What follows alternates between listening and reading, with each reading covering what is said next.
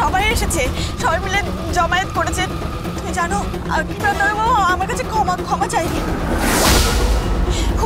ওদের বাড়িতে বিয়ে তো। পদ্ম, পদ্ম তুই ফিরে যা, পদ্ম তুই ফিরে যা, তুই অটো থেকে নেমে পড়। আচ্ছা পদ্ম, তুই কোন রুটের অটোতে উঠেছিস? আমি তো বড়বাবুর বাড়িতে যাচ্ছি। কে? হ্যালো পদ্ম, পদ্ম হ্যালো হ্যালো। চিনতে পারছো?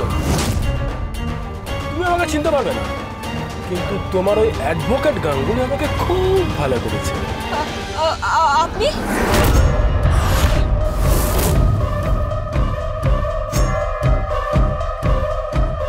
বড়বাবু, আমার মনে হচ্ছে পদ্মর সাথে না কোনো একটা কনস্পিরেসি হচ্ছে, মানে কোনো চক্রান্ত। সে কি? আপনি আপনার ফোর্স নিয়ে চলুন। কোথায়? বড়বাবু, পদ্মকে খুঁজতে যেতে হবে, ও বিপদে আছে, চলুন।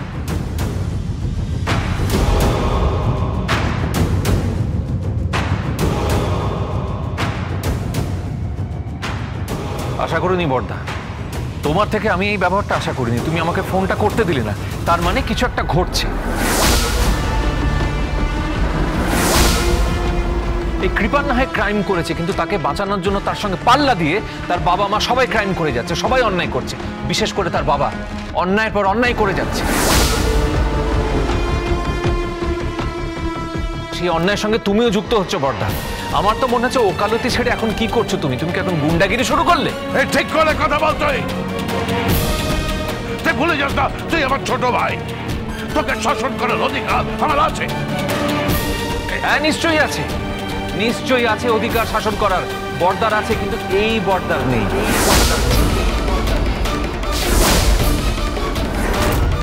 একজন করাপ্ট লয়ার, একের পর এক ভুল করে যাচ্ছ, এখনো ভুল করছো, মেয়েটাকে ফাঁসাচ্ছ। কি কি হলো বড় বৌদি? কথা বলছো না কেন? কি মেজ বৌদি চুপ করে আছো কেন? উত্তর দাও।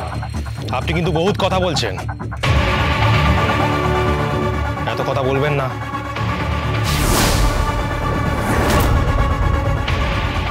তোমাদের জেনারেশনকে বোঝা খুব মুশকিল, ভীষণ মুশকিল। তোমরা প্রচন্ড গতিতে, প্রায় উল্কার গতিতে একটা সরল পথ থেকে ছিটকে বাঁকা পথ নিয়ে ফেলেছ।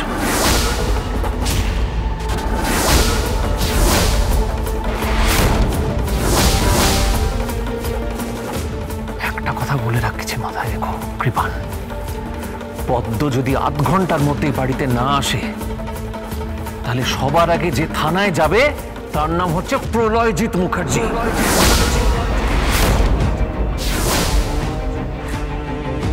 তোমার মাথায় রেখে দিও, আর তোমরা সবাই মাথায় রেখো। আপনি কিন্তু আমাদের অপমান করছেন। ও এবাড়ির হবু জামাই। যতদূর আমি জানি মেহেক তো এই ছেলেকে জামাই বলে গ্রহণ করছে না। যদি পদ্ম আজকে এই বাড়িতে ফিরে আসে তাহলে বুঝবো আমি ভুল, আর যদি পদ্ম আজকে এই বাড়িতে ফিরে না আসে তাহলে বুঝবো যে এই বাড়ির প্রত্যেকটা লোকের শিরায়, উপশিরায়, ধমনীতে একেবারে অপরাধ ঢুকে গেছে। এটা শেষ হয়ে গেছে। একটা কেস জেতার জন্য এটা যা ইচ্ছে হয় তাই করতে পারে। পারে, সব কিছু করতে পারে।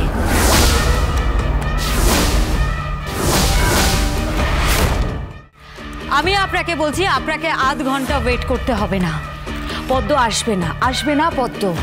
পদ্ম এ বাড়িতে জীবনেও আসবে না।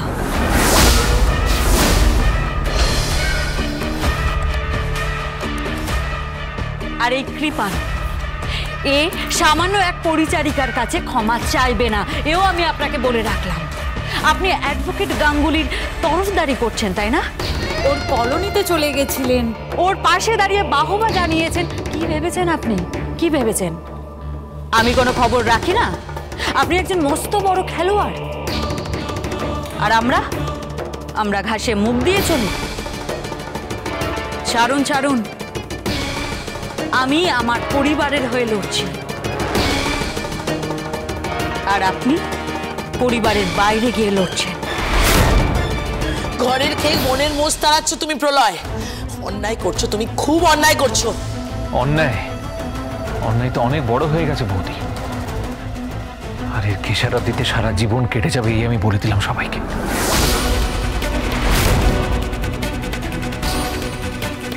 এটা বোধহয় আনএথিক্যাল হয়ে গেল মিস্টার কিরণকান্তি ব্যানার্জি।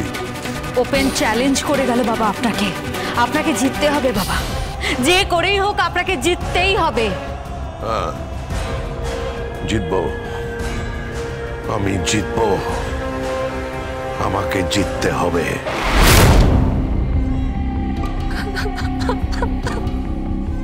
তুমি হেরে গেছো বাবা, হেরে গেছো তুমি, হেরে গেছো তুমি।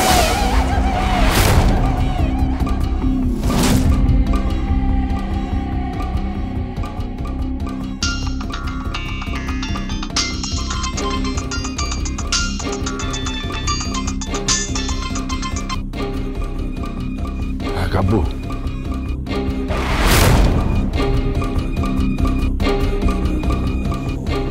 গুড,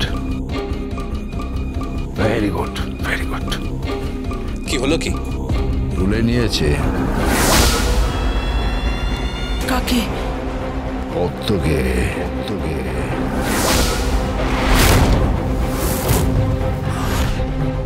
আমার দলের ছেলেরা। সত্যি সত্যি তুমি এই জন্য আমাকে এখানে নিয়ে এসেছো?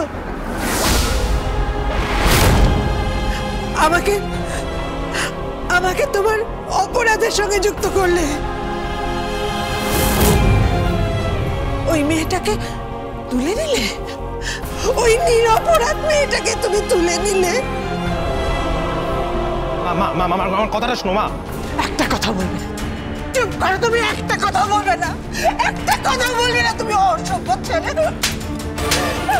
কথাটা শোনো, কথাটা শোনো। যেমন ভাব তেমন তার ছেলে।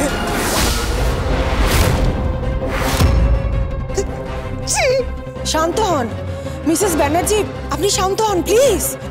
আর কোনো কথা না, আজকে রিং সেরিমনি আর আজকে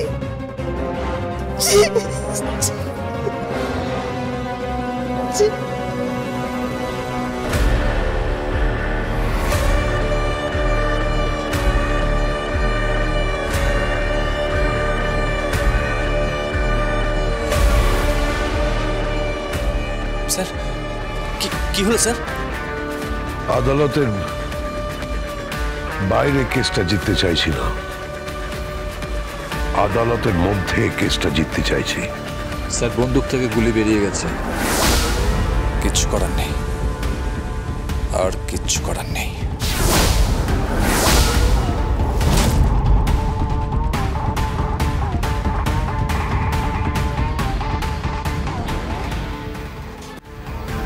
অগ্নিজিৎ মুখার্জির বাড়ি যাওয়া যে রুট, সেই রুটের ধারে কাজ দিয়ে পদ্মর অটোটা যায়নি। কতটা ট্র্যাক করতে পারলেন? রংপুর বলে একটা জায়গা আছে ইন্ডাস্ট্রিয়াল বেল্ট, তার আগে পর্যন্ত মোবাইলটা অন ছিল, ততদূর পর্যন্ত ট্র্যাক করা গেছে, কিন্তু তারপর আর ট্র্যাক করা যায়নি। কিন্তু নেক্সট ডেটে পদ্মকে যদি কোর্টে প্রডিউস করতে না পারি না বড়বাবু, ওরা কিন্তু গেমটা জিতে যাবে। পদ্ম কিডন্যাপ হয়েছে এটা ক্লিয়ার, তার যদি আর সাক্ষী পাওয়া যেত না, তাহলে মুখার্জি বাড়ি পরিবারকে আপনি কোর্টে মধ্যে নাকে দড়ি দিয়ে করাতে পারতেন। কিন্তু সাক্ষী কে দেবে? কেন? যিনি আপনি ফোন করেছিলেন। দেবে কি সাক্ষী? আমার তো মনে হয় না, শেষমেশ রক্ত কথা বলবে। আপনি তো বলেছিলেন যে প্রলয়জিৎ মুখার্জি প্রতিশ্রুতি দিয়েছেন যে আপনার পাশে থাকবে। তা দিয়েছিলেন বটে, প্রতিশ্রুতি দিয়েছিলেন কলোনিতে পদ্মর সামনে। আমি এসেছি সমস্ত পাবলিকের হয়ে একটা প্রস্তাব নিয়ে, যে আসল অপরাধী সে যেন সাজা পায়, আর তার জন্য যদি কোনো সাহায্যের প্রয়োজন হয় তাহলে প্রলয়জিৎ মুখার্জি তোমার পাশে আছে, আমি তোমার পাশে আছি। ইয়েস অ্যাডভোকেট গাঙ্গুলি, আমি আছি তোমার পাশে। কাকে ফোন করছেন? প্রলয়জিৎ মুখার্জি? না, চলমান ইনস্টিটিউশনকে। হ্যালো, শেষমেশ জাত দেখিয়ে দিলেন। অ্যাডভোকেট গাঙ্গুলি, মুখ সামলে কথা বলুন। না সামলাতে পারছি পারছি না, না মুখ সামলাতে পারছি আর না নিজেকে সামলাতে পারছি। জানেন না যে আপনি কত বড় একটা অপরাধ চক্রের সাথে জড়িয়ে পড়ছেন। এর কম্পেনসেট আপনাকে করতে হবে, এর প্রায়শ্চিত্ত আপনাকে করতে হবে।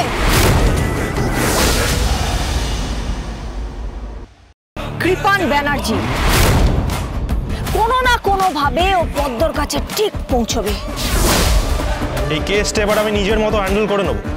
আঙ্কেল, আপনি কোর্ট চত্বরটা সামলান আর কোর্টের বাইরের চত্বরটা আমি সামলে নেব। ও জানে না যে আমি কাঁঠালের আঠার মতো, একবার যখন কেসটা ধরেছি তখন এর শেষ না দেখে আমি ছাড়বো না। গীতা LLB